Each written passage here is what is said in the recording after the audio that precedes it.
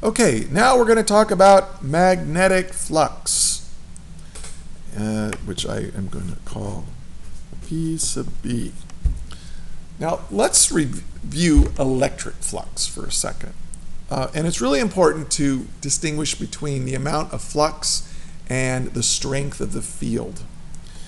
For electric flux, so this is review right here, which we called V sub E now, we're going to call that. Well, we said that this was E dot dA. Okay? Really, what we say is the amount of flux. Well, let's say I have an E field here. Here's an electric field.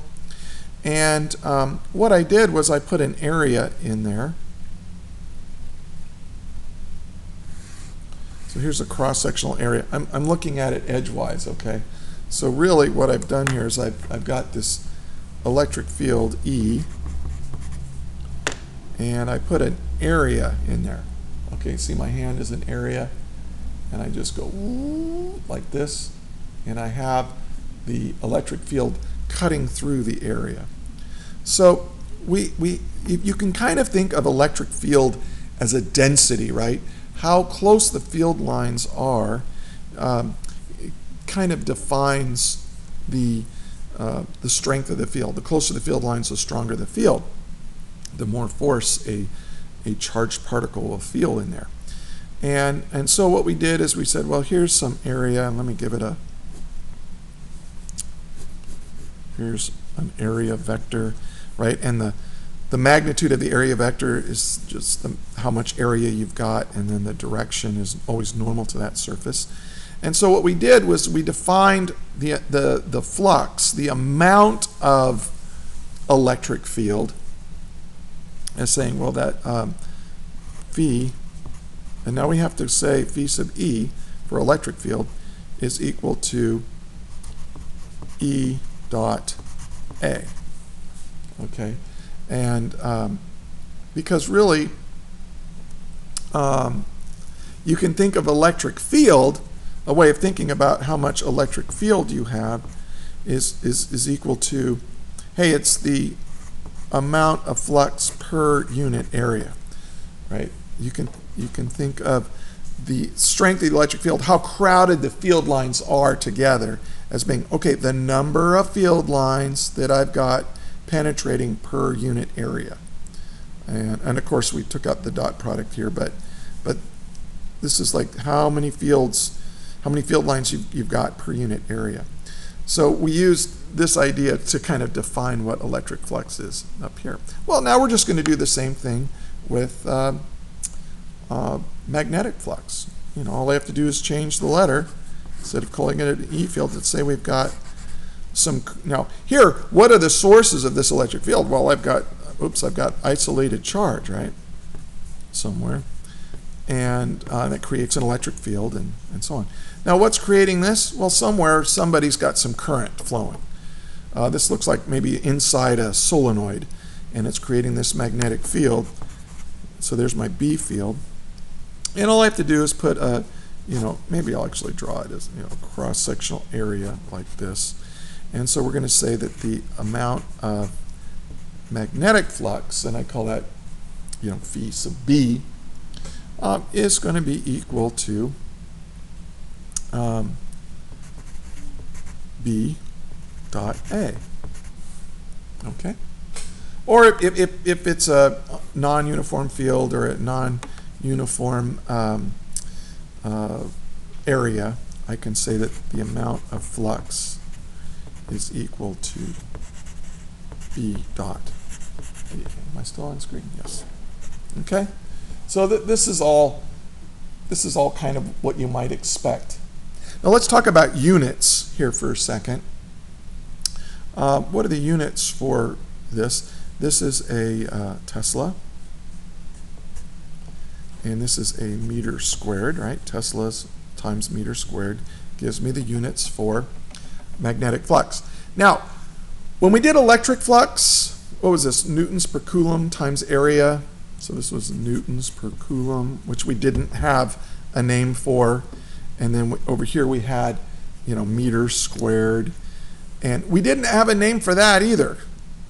So we just said, oh, okay, electric flux is just Newton meter squared per coulomb. And those are the units for electric flux. Well, for magnetic fields, we did have a name.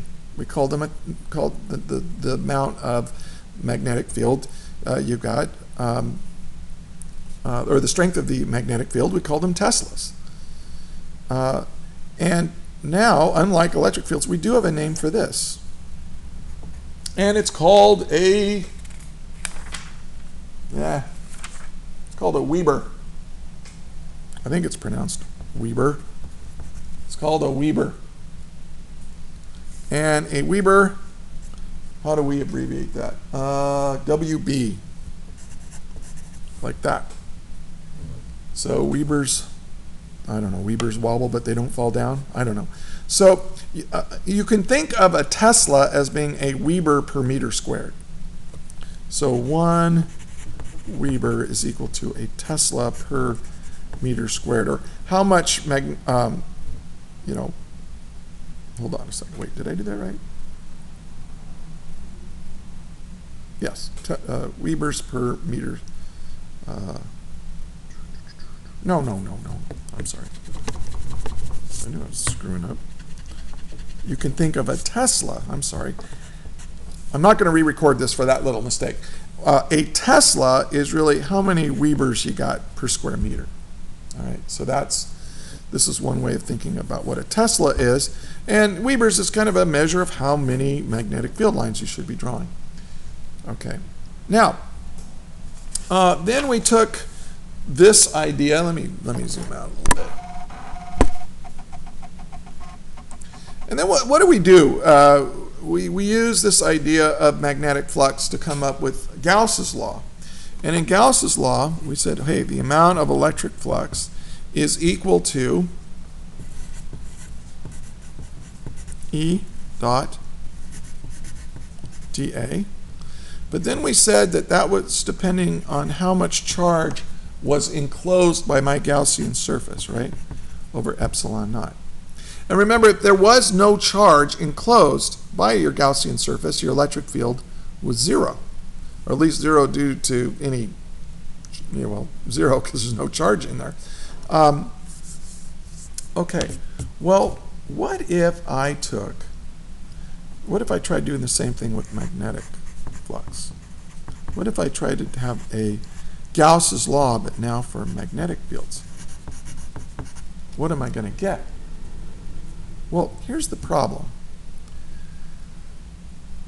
See, with charge, I could have an isolated charge. Okay, I could. Let me show you here. I could have an isolated charge. I could put some positive charge, something like a point charge or something, and I could isolate that from the negative charge, and the magnetic or the electric fields would have a beginning and an end. Right? So I could surround that with a surface and have a net charge inside there. But what's true about a current? I mean, about a magnetic field? Well, the source is a current, and a current has to be completed. And currents. Okay. Well, here's the big idea. A current, like if you just have a wire. Let's have a wire with a current in it. It creates a loop of magnetic flux. The line of magnetic flux always comes in loops. It doesn't have a beginning or an ending. You see, a magnetic or an electric field line has a beginning and it has an ending, but a magnetic field line doesn't. It doesn't have a beginning or an ending. So how are you going to, like if I say, well, I'm going to make my Gaussian surface like this. I don't know, I'll just draw it like this. Here's a Gaussian surface. Here's an enclosed surface. But no matter what kind of enclosed surface I have, the field line comes in and the field line comes out because the field line comes in loops. there is no, like if you had, let's go back to the solenoid for a second. Here's the solenoid.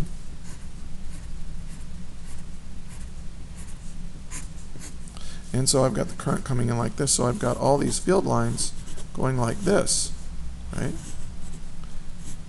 Well, if I surround this with any kind of Gaussian surface, and it doesn't have to be a sphere, notice that for every field line coming in, I've got a field line coming out. And what does that mean? That means that every closed surface has zero net flux penetrating it.